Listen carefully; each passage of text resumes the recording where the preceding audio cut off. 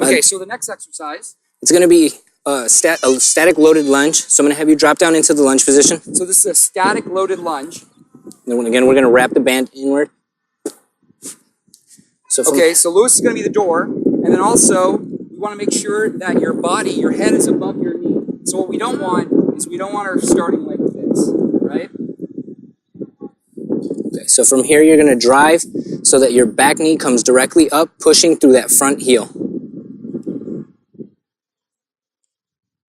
And she should be coming down with some control, right? Yeah. And this is going to work the glute. Go ahead, relax. This is going to help develop that strength in the midsection of the glute, as well as balancing out to make sure that we're getting both adductor and abductor working. Cool. Now, how many sets and reps should she do of that? Okay, so with this one specifically, we're going to go about 3 sets of 15 reps. Okay. We'll end up doing this for the 3 variations that we have for this. Okay, so what's the next variation? Because we're going to attack this particular exercise from different angles. Okay, so I'm going to have you rotate over the other way. So same leg is in the front. And we want to make sure that we're staying close to the knee in itself. The higher up, the easier it's going to be, but we want to make sure that we're appropriately activating the muscle. So if they want to make it harder, they can just step away. Yeah, you can step in closer. And what we don't want is we don't want them putting the band here around the ligaments, right? No. Okay.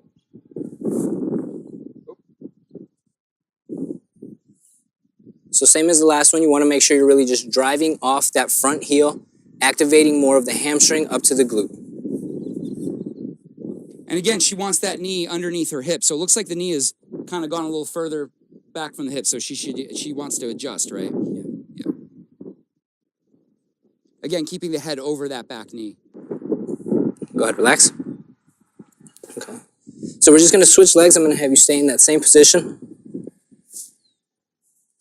And then we're going to load in so that you're up around the hip on this one. So this is going to go up as far up the body as far up the crack as it goes. Yeah. So guys, watch your giblets. All right. This is going to help release a lot of the tension in the hip in itself. Same thing. I'm going to have you just drive forward. So as the band is pulling back, it's helping loosen up the hip flexors as a whole, so that you're able to release a lot of the tension that's been developed there over time. So now it looks like she's leaning back. When she comes up, she's going back. That's what we're going for. Okay. That's perfectly fine. Go ahead, relax. So you're going to go ahead and stay in that position. All we're going to do here is just load in the opposite direction. This is going to help develop that hamstring and glute strength on that same leg.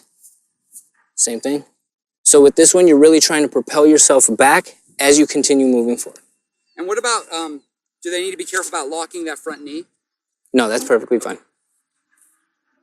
And what do they want to look out for as far as should they be squeezing certain parts or? So with this one, again, it's really focusing on the hamstring and glutes. So making sure that as you go up, you're squeezing your butt together and really isolating that back hamstring. So again, the higher up you are, the more you're going to be feeling it. If you want to lighten the load, releasing some of that tension, you just start dropping it closer to the knee in itself. So just like that, if you want to make it easier, okay.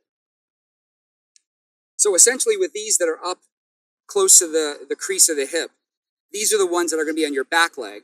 Mm-hmm. And the band exercises we're doing that are going to be more towards the front of the knee are usually going to be in your front leg. Yes. Okay.